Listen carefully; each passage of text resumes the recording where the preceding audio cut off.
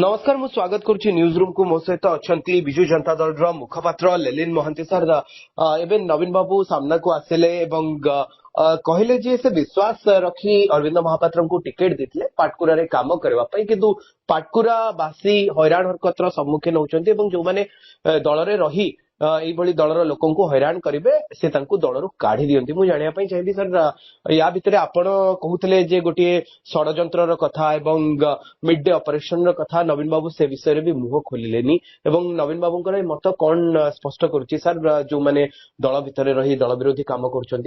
चेतावनी दूची देखु माननीय सभापति महोदय माननीय श्री नवीन पट्टनायक पाखु आज आसी पाटकुरा 300 रु ऊर्ध्व व्यक्ति विशेष भितर अनेक थिले जिला परिषद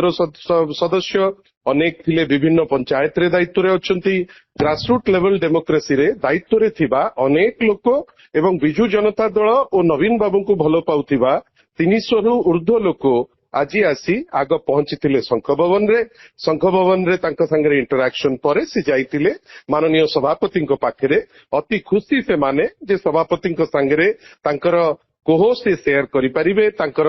जो दरकार से विषय से शेयर करिपारिबे एवं तांको संगे से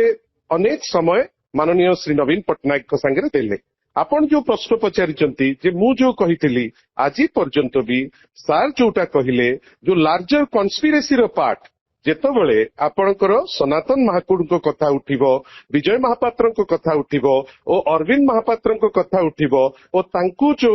सनातन महाकुड़ अरविंद महापात्र को काढ़िबार कथा उठिबो सेतबेले दल को दुर्बल करिबा पई जो चक्रांत चलीथिला से चक्रांत विषय रे कथा हबो जोटा माननीय सभापति मुहरु से जिनिस जो समय रे दरकार सेटा से ताकू ता उपरे जहा दरकार से कहिबे आज कथा थिला पाटकुरावासी पई से क्लारिटी आग आम मन भितर रहिबा दरकार आज पाटकुरावासी को से कहले जे मु गोटे सुजोग देइथिली जने यंग लोकों को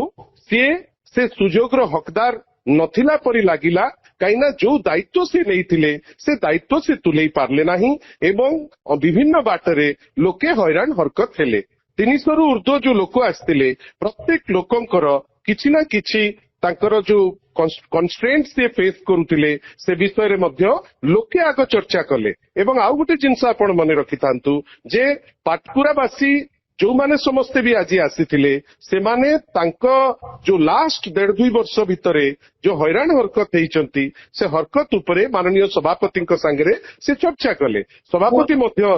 ता उपरे गोटे गोटे अति सुंदर भावे अति सरल भाषा रे लोक संगे इंटराक्ट कले तांकर एबेकार चिंताधारा एबेकार वास्तवता एबे केमती कोन करूचंती से विषय रे स्टेप टी भूल हे गला बोली सर आपण को भाबुचंती की कारण नवीन बाबू राजनीति क्षेत्र रे जो भी स्टेप नियंती केबे ताहा भूल हुएनी एवं नवीन बाबूंकर राजनीति को गोटे एटा किछि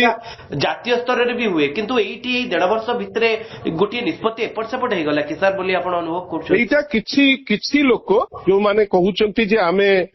विभिन्न इश्यू रे चर्चा करू जेहेतु सी एकपाखिया चर्चा करुचंती से चेष्टा करुचंती जे नवीन बाबू को निष्पत्ति उपरे किछि टिप्पणी देबे मोर कहिबार अछि जेमती आमे आम पक्षटा कहि परिबु जे भी याकु नेइकरी चर्चा को आसीबो से दी पक्ष सुनिबा कथा गोटे अटेम्प्ट नउची गोटे अटेम्प्ट रेगुलर रहुची आपण तो आपणकर मीडिया रे भी जेतेबेले चर्चा होउची आमे देखुछे किछि लोक गोटे पक्ष को पूरा सतिकी से सबु जानिचंती से ता ऊपर टिप्पणी दउचंती भूल कोठी आसिला नवीन बाबूंकर कोठी से भूल कले भूल आपण जोटा जो निष्पत्ति ऊपर टिप्पणी दबार कथा नुहे जो माने समस्ते भी टिप्पणी वर्तमान दउचंती काई सेही व्यक्ति विशेष तो बीजेपी रु जेतेबेले किछि निष्पत्ति होउची ता ऊपर तो टिप्पणी दबार आमे देखुनाउ बीजेडी को गोटे प्रायोजित भावे बीजेडी रो कोनोसी भी निष्पत्ति को वर्तमान किछि लोक आराम से बसिकिरी ता उपरे चर्चा करिबा पाई से आनंद नौचंती हुए तो या माध्यम रे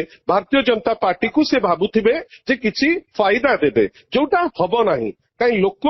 भुवनेश्वर रे हुंतु कि पाटकुरा रे हुंतु लोक पूरा अणनिश्वास हे गलेनी वर्तमान आमे आशा करिबा जो माने समस्ते भी आमे मु से दिन माने हठात किनी आपण जेतबेले चर्चा करिवे ठीक की भूल कोन जणे जे माने गोटे टीवी स्टूडियो रे डिसाइड हबो जे कोटा ठीक कोटा भूल ଆମେ କଣ ଚର୍ଚ୍ଚା କରିବା ଯୋଉଠି ଜଣେ ବ୍ୟକ୍ତି ବିଶେଷ ଧର ସିଏ ସେଇଠି ଏକତରଫା ଭାବେ ଚର୍ଚ୍ଚା କରିବେ ଏଇଟା ଭୁଲ ସେଇଟା କଣ ଭୁଲ? କାହିଁ ମୁଁ ତ ଦେଖିନି ଯେ ଯୋଉମାନେ ସବୁ ବି ଆଜି ଚର୍ଚ୍ଚା କରୁଛନ୍ତି କେବେ ବି କେତେବେଳେ ଗୋଟେ ଭାରତୀୟ ଜନତା ପାର୍ଟିର ଯେତେବେଳେ କିଛି ଗୋଟେ ପ୍ରୋବ୍ଲେମ ହଉଛି ତା ଉପରେ ତ କେବେ ଚର୍ଚ୍ଚା ଏମିତି ହଉନାହିଁ। ଏଇଟା ଗୋଟେ ଶୁଣନ୍ତୁ ଶୀତାଂଶୁ ମତେ ଆଲାଉ କରନ୍ତୁ। ଏଇଟା ଗୋଟେ ପ୍ୟାନ ଇଣ୍ଡିଆର ଗୋଟେ ଆମେ ଦେଖୁଛୁ ଗୋଟେ ଟ୍ରେଣ୍ଡ ଯୋଉଠି ସରକାରୀ ପକ୍ଷକୁ ପଚାରିବାର ସାହସ ନାହିଁ ଅନେକ ଲୋକଙ୍କର। ସେ ପଚାରିବେ ବିରୋଧୀ ଦଳକୁ ଯେ ଏଇଟା ହେଇଗଲା ନବୀନ ବାବୁଙ୍କ ନିଷ୍ପତ୍ତି କୋଉଠି ଭୁଲ ହେଲା କାହିଁକି ଭୁଲ ହବ କୋଉ ଜାଗାରେ ଏମିତି କୋଉ ନିଷ୍ପତ୍ତି ରହିଲା? ଟିକେଟ ଦେଲେ ତ ଟିକେଟ ଅରବିନ୍ଦ ମହାପାତ୍ରକୁ ଦେଇଥିଲେ କିଏ? ଟିକେଟ ତ ନବୀନ ପଟ୍ଟନାୟକ ଦେଇଥିଲେ। କାମ ଜଣେ କରିବେନି ଆଉ ପରବର୍ତ୍ତୀ ଅବସ୍ଥାରେ ସେ ନିଜକୁ ଦଳଠାରୁ ଉର୍ଦ୍ଧ୍ୱକୁ ଭାବିବେ ଏବଂ ଦଳକୁ ଦୁର୍ବଳ କରିବାକୁ ଲାଗିବେ ତାହେଲେ କଣ ସେ ନିଷ୍ପତ୍ତି ନିଆଯାଇ ନଥାନ୍ତା? ନିଷ୍ପତ୍ତି ଆଜି ପାଟକୁରାବାସୀ କହିଛନ୍ତି ଯୋଉ ନିଷ୍ପତ୍ତି ସାର୍ ନେଲେ ସେ ନିଷ୍ପତ୍ତିକୁ ସ୍ୱାଗତ କଲେ ଲୋକେ। ଆପଣ କିଛି ଜାଗାରେ ମନେ ରଖିଥାନ୍ତୁ କିଛି ଜାଗାରେ କିଛି ଲୋକ ଉଦ୍ୟମରେ ଲାଗି ପଡିଛନ୍ତି। ବର୍ତ୍ତମାନ ଆମେ ଦେଖୁଛୁ ଯୋଉ ଦିନଠୁ ଏ ନିଷ୍ପତ୍ତି ନିଆ ହେଇଛି କିଛି ବ୍ୟକ୍ତି ବିଶେଷ 3-4 ଜଣ 6 ଜଣ ସେମାନେ ଅହରାତ୍ର ତାଙ୍କର ଗୋଟେ ଆଟେମ୍ପ୍ଟ ରହୁଛି ଯେ ଅମୁକ ଜିନିଷଟି ଭୁଲ।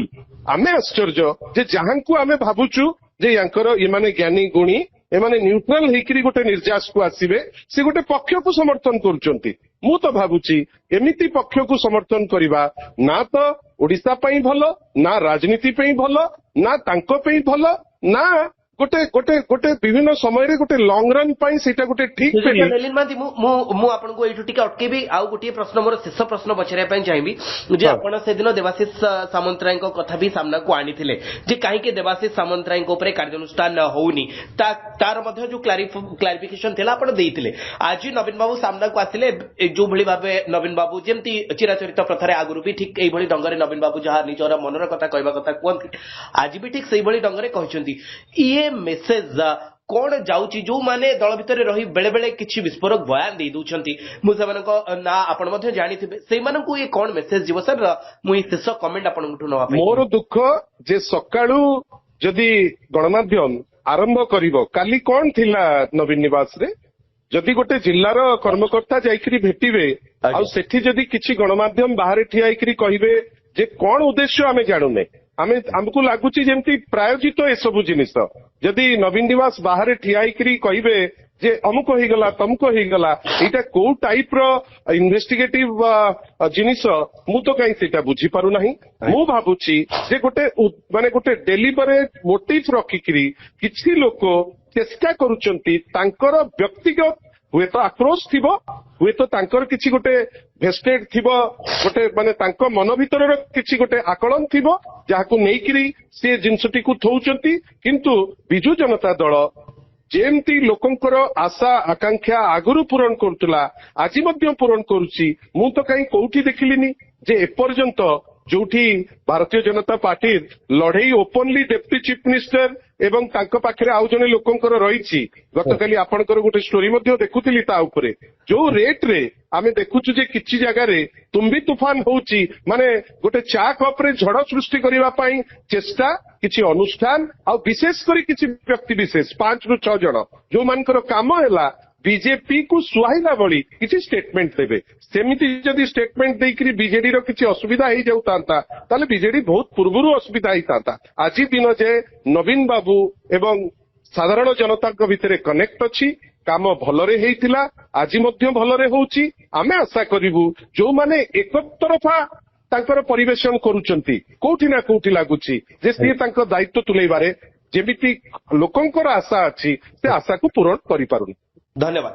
ଶ୍ରୀଯୁକ୍ତ ଲେଲିନ ମହାନ୍ତି। ଧନ୍ୟବାଦ।